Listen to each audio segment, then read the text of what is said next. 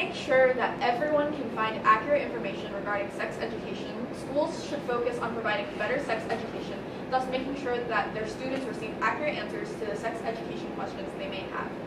High school sex education can and should be made better by presenting a comprehensive standardized curriculum for all 50 states, which can prevent sexual harassment and sexual assault while making sure all students have access to medically accurate sex education.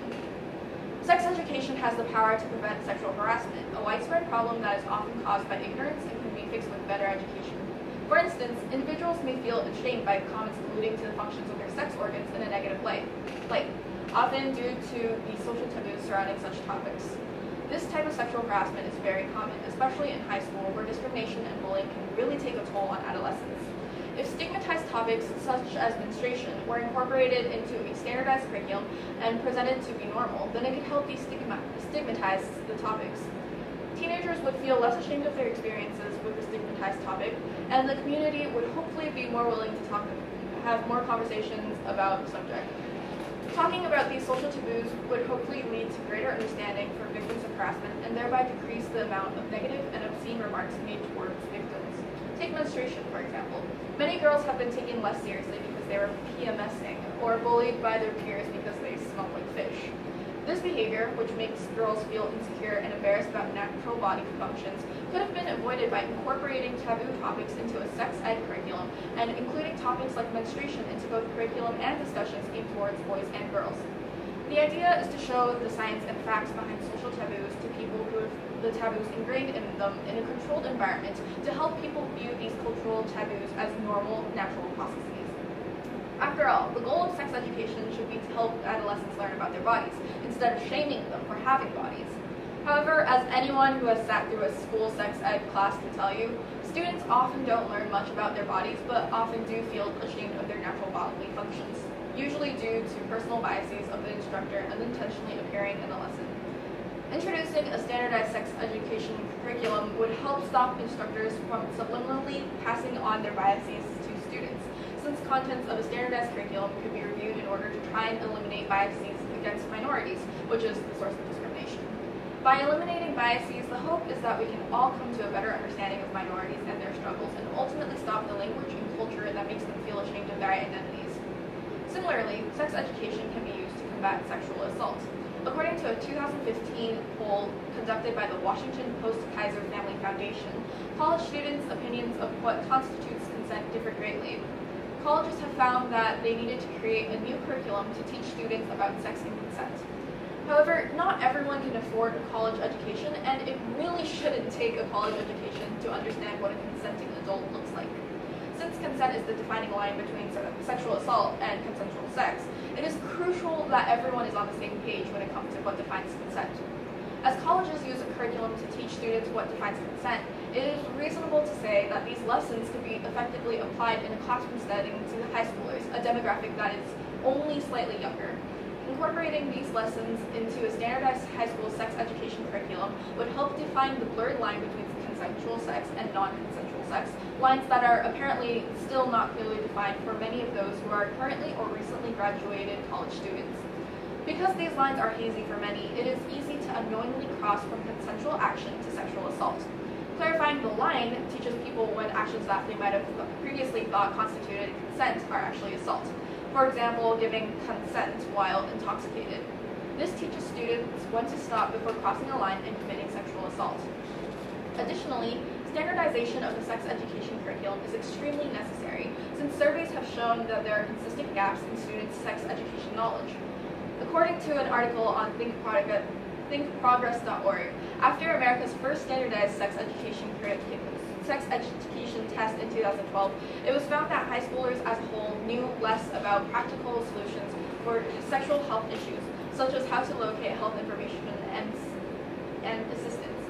The fact that the students didn't know where to find sex education information, 1, implies that school sex education is the main source, if not the only source, of sex education for many, and 2, proves that students do not automatically pick up on sex education information throughout their lifetime, the way one might pick up on etiquette without taking an etiquette class. There is a need to standardize sex education in order to close these gaps in knowledge, and it is imperative that medically accurate sex education that strives to help students make fit health decisions is implemented in every school district of every state. There are far too many stories about people who are taught that condoms don't work or that you get cancer from having sex. As far-fetched as they may seem, those were real examples. In 2001, some sex educators in Illinois purposefully misinformed their students in hopes of deterring them from sexual behaviors by telling them that, quote, condoms have a 70% failure rate, that sexually transmitted diseases such as human papillomavirus cause cancer, and that HPV kills more women than HIV or AIDS. When stories like this are uncovered, it seems obvious that sex education should be reformed. Schools need to have sex education that is medically accurate and doesn't shame teens for activities that they would partake in either way. If comprehensive sex education is not provided, then by trying to protect adolescents, the opposite will happen. You will hurt teenagers by withholding important information from them. The best example of how withholding information from adolescents hurts them is abstinence-only sex education. It's kind of common knowledge that abstinence-only sex education doesn't really prevent adolescents from partaking in sexual activity. Since teenagers are going to have sex anyway, abstinence-only sex education actually harms adolescents more than it helps by not teaching teens how to stay safe and protect themselves. Alternatively, the CDC found that comprehensive sex education programs, which teach adolescents how to have safe sex, actually helps teenagers stay abstinent. Teenagers nowadays are exposed to sex education topics through the internet and other forms of media. However, as previously stated, the internet is not the best provider of information, and it is easy for an internet source to be perceived as credible when it really isn't. To prevent students from believing in misconceptions that they may have seen on the internet, schools should incorporate media into their classrooms to show youth which sources are credible and which aren't. Additionally, there are other topics that are not often discussed online or that teenagers aren't likely to seek out for themselves that schools can tackle, like different types of contraception or options for STI testing and treatment. Talking more openly about sex education will only help teenagers protect themselves in certain circumstances. However, there are those who think that it is the responsibility of the parent to educate their children in sex education. According to a survey of 1,700 people, 28% of parents with children between 5 to 11 believe that, quote, it should be the parent's choice to teach their own child about sex.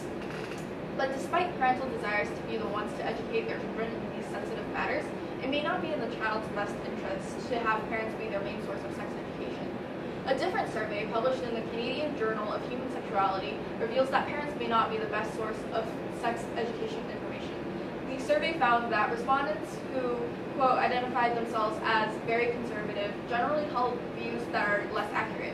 Greater proportions of very conservative parents than of liberal parents believe that condoms are not at all effective in preventing STDs and pregnancy. Assuming parents would even be willing to teach their children sex education, parents may be spreading misinformation to their children.